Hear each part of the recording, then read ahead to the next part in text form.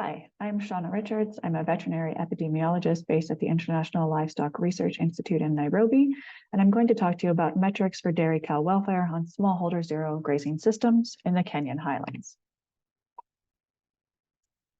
So this is an example of a smallholder dairy farm in the Kenyan highlands, and this was work that I did during my PhD back in 2016. You can see that this system, there is a spot for the cow to rest, a spot for her to be milked, as well as eat and drink water. The cows are typically kept in only 1 or 2 cows per farm because these are quite small farms. So what we wanted to do is see if we could make low-cost interventions to improve the stall design and management to improve cow welfare. So we had an intervention group and a control group, and we measured these cows' metrics related to cow comfort, welfare, and productivity before we did an intervention, 1 month after, and 1 year following the intervention.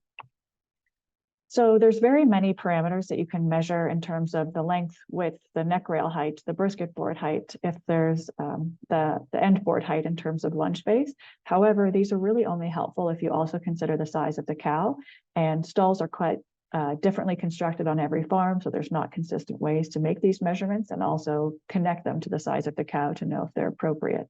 And so instead, the metrics that I'm going to suggest are ones that anybody can look at irregardless of the size of the cow and stall. The first one is if you have a knee test, and so you fall to your knees in the back of the stall where the cow's udder would be to see if it's dry and if it's soft. We want it to be dry and soft, and so then it would pass or fail depending on that. We want to see if all of the cow's 4 feet can fit inside of the stall to stand in the stall. That's a good thing. We want to check if the neck rail will impede the ability to get up and down. So if they're placed inappropriately, it will really make it difficult for the cow to use the stall properly.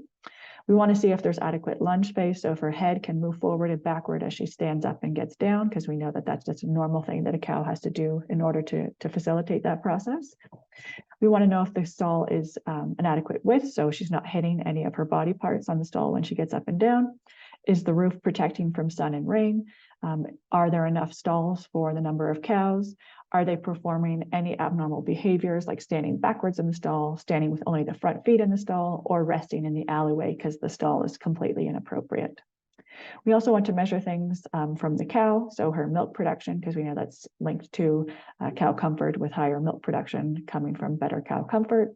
We look at body condition scoring because we know cows in very poor body condition, that's a sign of poor welfare. We can also measure lesions on the hock and knee on a score of 1 to 3, as well as cow cleanliness scoring on the udder and upper leg on a score of 1 to 5. So here's an example of some of the differences we made to stalls. So you can see that it's softer and drier, and the cow has lunge space. We can see here that we had to improve the alleyway, and the farmer was doing this to stop her from resting in the alleyway because she only wanted to rest there because there was more space. So we made the stall wider by moving the boards to the outside of the supporting beams so she could stand more comfortably. And of course, we made it softer and drier, and we increased the amount of lunge space so that all 4 feet could fit in the stall. Here you can see we did something very similar, softer, drier, removed a neck rail, and increased the lunge space.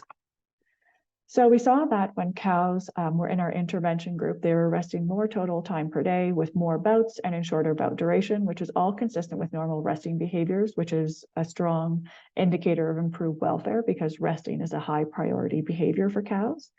So that was great that we saw those changes. We saw that cows in our intervention group, our treatment group, also had cleaner udders, which is linked to having reduced mastitis. And obviously cleaner stalls, which is of course for improved welfare.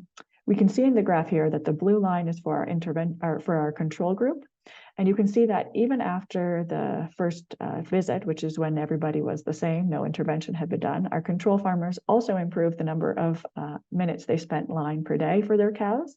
And so there was contamination of our control group. They sought out the intervention farms and asked them the changes that they were making so that they could also make them. This is not good for data analysis, but quite good in terms of showing that farmers were keen to make decisions to improve cow welfare, but they weren't able to achieve the same level of improvements of our intervention group. And so we ended up analyzing our data based on what they did as opposed to their intervention group. And we saw that cows with having softer and drier stalls had more normal resting behaviors and an increase in milk production of about 1 kilo per day in early lactation. So great that we saw improved welfare and also improved productivity. So people who are making decisions about cow welfare and cow comfort are farmers, extension workers, training farmers, veterinarians, and dairy cooperatives who purchase milk from farmers.